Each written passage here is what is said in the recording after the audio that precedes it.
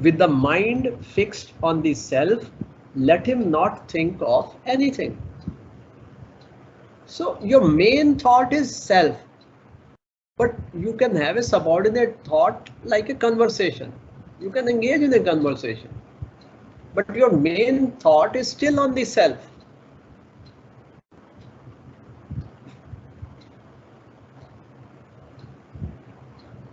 जैसे अपने कुछ सब्जी बनाने के लिए गैस के ऊपर रखा और इतने में फ़ोन आ गया. फ़ोन भी ज़रूरी है, वो सब्जी को भी हिलाना ज़रूरी है. अब फ़ोन भी ऐसे सुन रहे हो और उधर से ऐसे कर रहे हो अपने आप. Right combination of masala, cutting, everything is going on. So your thought is on the sabzi also, but your thought is also on the phone. Obviously phone is more important, but that doesn't mean that something wrong kind of a sabzi would get made. An experienced person can do both.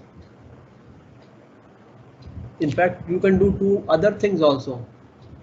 पानी भरने का वो on कर दिया, वहां से पानी भी भरा, उसको भी देख रहे हैं, पानी भर गया तो उसको बंद करना है, उसके ऊपर भी नजर है, खाना भी बन रहा है, फोन भी चल रहा है. इतने में पानी की मोटर की आवाज आई, उसको जाके उसको भी बंद कर दिया. This is we do that. बस इसमें जो कमी है वो कमी सिर्फ ये है कि you don't imagine A imaginary phone all the time. जैसे फोन तो आता है ना, फोन एक कान में रखता है, ये दूसरा कान क्या कर रहा है, ये भगवान के साथ कांस्टेंट कन्वर्सेशन में है. सो कुछ भी काम करो उसमें एक काम और ऐड कर दो, primary, that is talking to God. That is what is called as fixed on the self.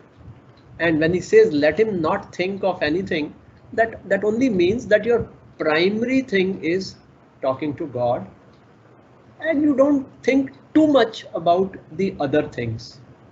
सब्जी थोड़ी सी ज़्यादा जल गई, पानी थोड़ा सा बह गया, थोड़ा सा मोटर देर से बंद हो गई, इट डजंट मैटर. लेकिन भगवान के साथ जो बात है, भगवान का आदेश सुनने में मेरी कोई ढील ना हो जाए.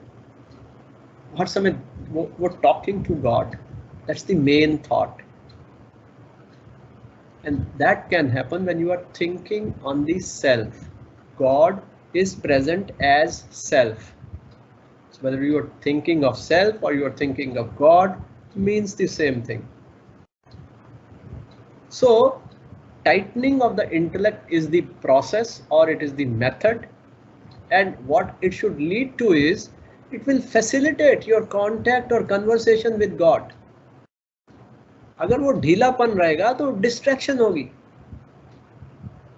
इसलिए टाइट करना जरूरी है. जैसे टाइट स्ट्रिंग जो है उससे म्यूजिकल नोट ठीक आते हैं, तो साधना के ठीक म्यूजिकल नोट का मतलब भी यही है, कांस्टेंट रिमेम्बरेंस ऑफ गॉड. साधना ठीक चल रही है या नहीं चल रही है, अगर आपको मॉनिटर करना है, कैसे करेंगे? रिमेम्बरेंस ऑफ गॉड कंटिन्यूअस है या नहीं है? मोक्ष इज अ प्राइमरी एम और a secondary M?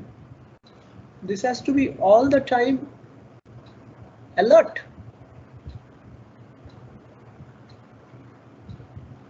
So they are saying that you can do this little by little, wherever possible, to the extent possible. All habits are created like this. किसको आदत थी कुर्सी पे बैठ के किताब सामने रख के पढ़ने की? कोई बच्चा सब लेटे हुए रोते हुए आते हैं, उठा के चलना बैठना, किताब, फिर वो क्या गंदा ऐसे कॉपी को ऐसे लाइन मारते रहते, फिर उसका हाथ पकड़ के ए पता नहीं कितने पेज तो ए लिखते रहे हम. फिर बी बी बी, वो लिखा था ओवर बी, तो सारा पेज बी ही लिखते रह जाओ.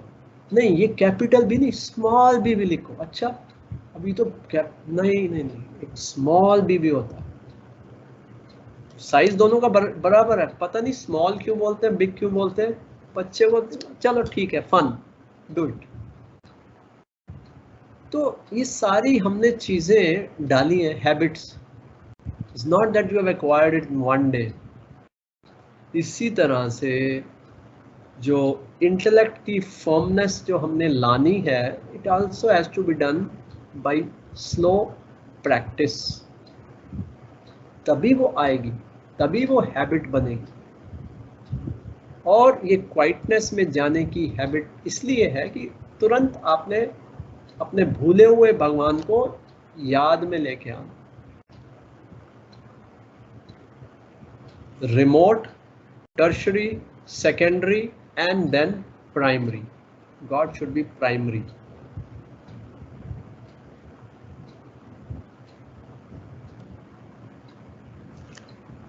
Dhriti is the word. Dhriti means firmness. It is a virtue born of disciplined life. So discipline, the whole concept of discipline is for that reason. इस discipline को लाने के लिए बाकी सारे डिसिप्लिन प्रैक्टिस किए जाते हैं, करवाए जाते हैं, बताए जाते हैं, ताकि कोई ये ना कहे मुझे नहीं पता डिसिप्लिन क्या होता है। ये सिर्फ ये फर्मनेस जो है, अब ये कहने को ये डिसिप्लिन नहीं है, लेकिन it will come only if somebody has practice discipline for 50 years। उसको ए लिखने का डिसिप्लिन भी होना चाहिए, बी लिखने का डिसिप्लिन भी होना चाहिए, पढ़ना भी आना चाहिए, याद करना भी आना चाहिए, याद करके लिख के रिप्रोड्यूस करना, वर्बली आंसर करना, ये सारे डिसिप्लिन आना चाहिए। सुबह जल्दी उठने की भी हैबिट होनी चाहिए, जल्दी सोने की भी हैबिट होनी चाहिए, कभी काम अधूरा रह गया तो लेट नाइट काम करने की भी हैबिट होनी चाहिए।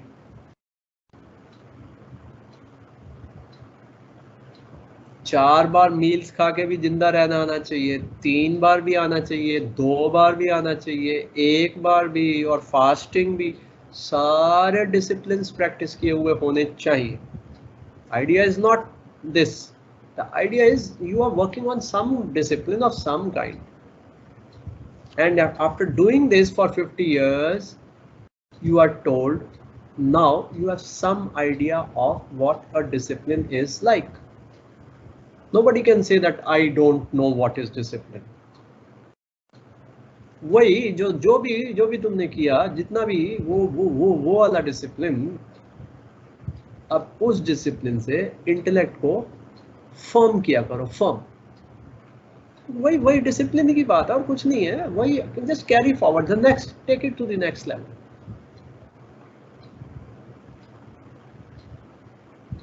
अब जो पहले हमारे जो आइडियाज होते हैं ना, regularly every day I get up at 5 o'clock, ठीक है। अब इसकी तो 50 साल प्रैक्टिस हो गई, अब 51st year में क्या करना है?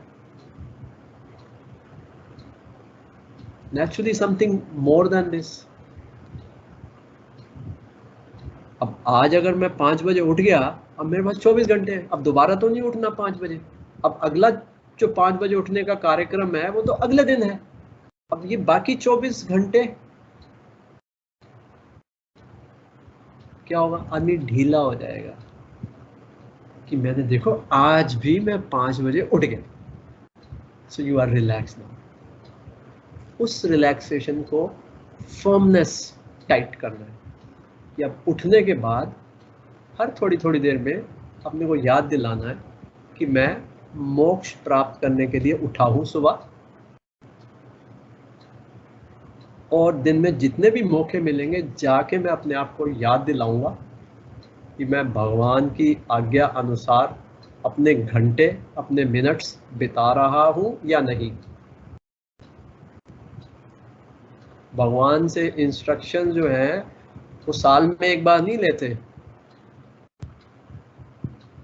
कृष्ण जन्माष्टमी को उपवास किया, बिल्कुल मौन एकांत बंद करके, जैसे कि सारा पूरा एनुअल इंस्ट्रक्शन गॉड से, भगवान कृष्ण से ले लिया कि अगले साल क्या करना। और दूसरे लोग वो शिवरात्रि पे पूरा, कई तो निर्जल हो जाते हैं, पानी भी नहीं पीते।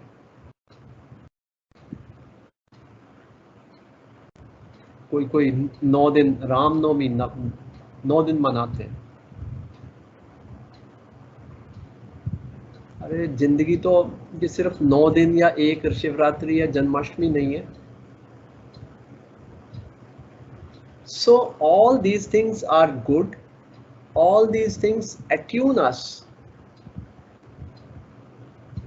for the next level of the tournament. Quarter final खेल लिया तो सेमीफाइनल में जाओ, सेमीफाइनल खेल लिया तो फाइनल में जाओ, अब फाइनल में आ गए हो तो final Khelo. Moksha is the final match. So naturally final में तो बेस्ट परफॉर्मेंस होना चाहिए. I don't know how many of you remember 2011 World Cup final, Bombay. Mahendra Singh Dhoni hitting a six on the last ball and winning the cup for the country. ये हुई ना बात. World cup तो जीत ही रहे हैं और captain साहब हैं, और कैप्टन साहब highest number of run 6 runs लगाते हैं. अब मोक्ष को प्राप्त तो करना है, फाइनल है, छक्का लगाओ. किस चीज में? मतलब जो भी एफर्ट है, जो भी डिसिप्लिन है, जो कुछ भी है, उसका छक्का लगाओ. मतलब give out your best discipline, best stroke of discipline. ये क्या चीज है? फर्मनेस ऑफ द इंटेलेक्ट तो कोई बड़ी चीज नहीं है. There are many things, many ways it can be done. One is to do it every 4 hours. One is to do it every hour. Then is winking of the eye. उबासी आए तो उबासी के time भगवान को याद कर लिया. अब सोचो, भगवान ने उबासी पैदा किया कि आदमी उसमें कुछ नहीं कर सकता, ऐसे मुंह खुला हुआ, मतलब almost 20-30 seconds. Why waste those 20-30 seconds? उस समय तो ऐसा होता, कोई विचार भी नहीं आ रहा था. हे भगवान, मुंह से बोलो हे भगवान. पहले लोग ऐसे ही करते थे, हम उनको सोचते थे कैजुअल है. पुराने जो लोग होते थे वो सब किसी ना किसी बात से हे भगवान, हे राम, हरे कृष्णा, राधे राधे, वो ऐसे ही करते रहते थे. So that was their style of bringing about firmness of the intellect. That is still required, even with our generation. It is required. So that is called dhriti, which is a virtue born of disciplined life. Some are smart enough to distinguish academically between the permanent and the impermanent.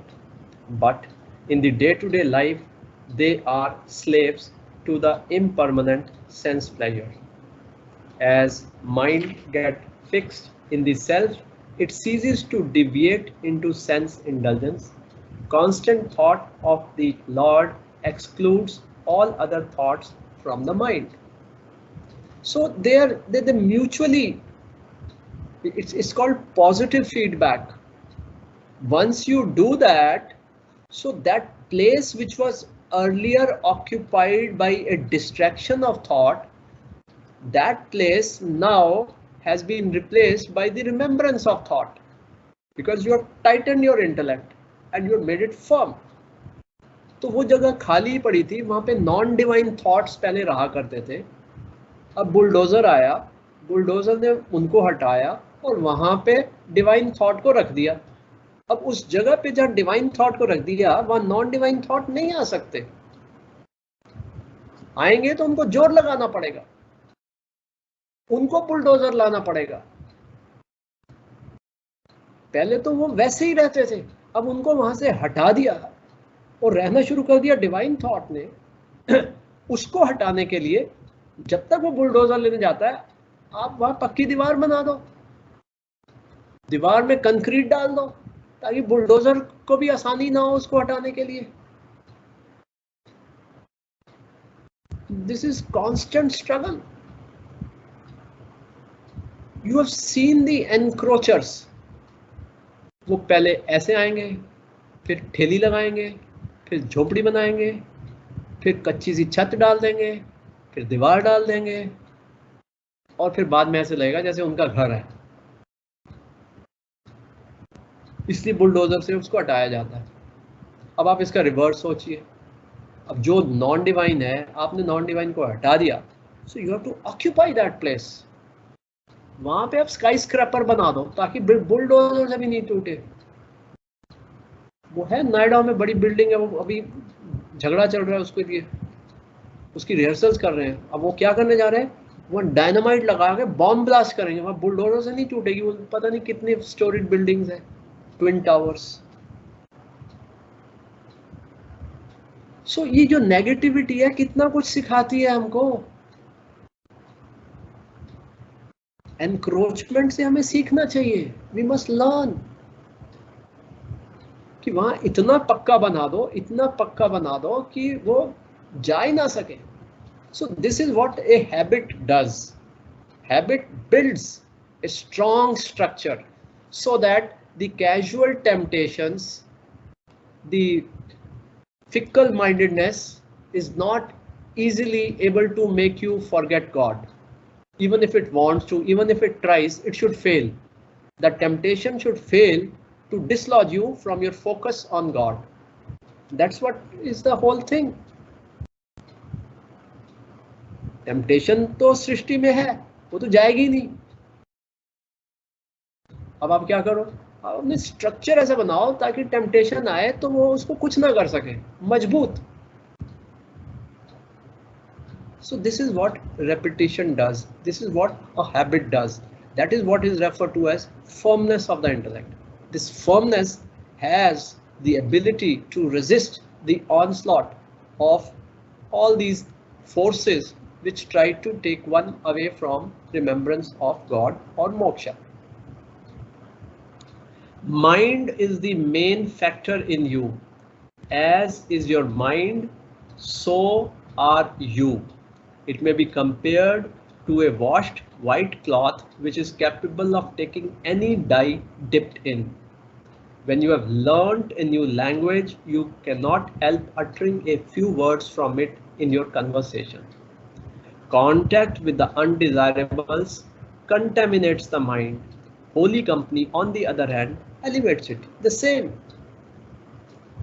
तो ये reinforcements हैं, सत्संग भी यही करता है, स्वाध्याय भी यही करता है, और ये फर्मनेस भी यही करती है, विंकिंग वाले जो हम बात कर रहे हैं वो भी यही करती है कि somehow you stay with God. Somehow. Since the Lord has sanctioned the attainment of quietude little by little, sadhak is likely to lapse into mediocrity. He may slacken his endeavors with the consolation that in some distant future, at least, he will attain perfection in yoga. But such a setback is not sanctioned by the Lord.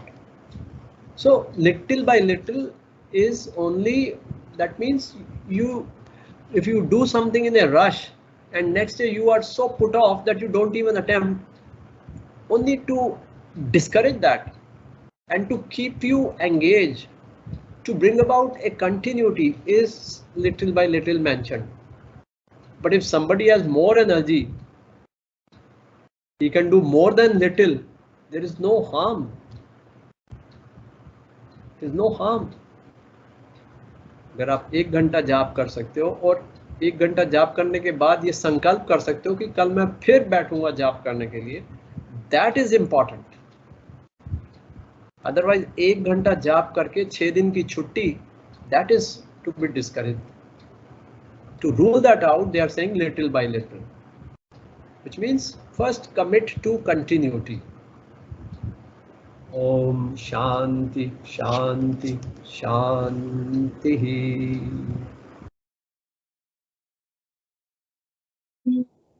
आसुर भाव विनाशिनी, नाशिनी तमरजनी, मैया नाशिनी तमरजनी, देवी सतगुणदायिनी, देवी सतगुणदायिनी, हरि रसिका सजनी, ओम जय भगवत गीते। समता त्याग सिखावनी, हरि मुख की बानी, मैया हरि मुख की बानी, सकल शास्त्र की स्वामिनी, सकल शास्त्र की स्वामिनी, श्रुतियों की रानी, ओम जय भगवत गीते, दया सुधा बरसावनी, मातु कृपा की जय, मैया मातु कृपा की जय, हरिपद प्रेम दान कर, हरिपद प्रेम दान कर, अपनों कर लीजय, ओम जय भगवत गीते, ओम जय भगवत गीते।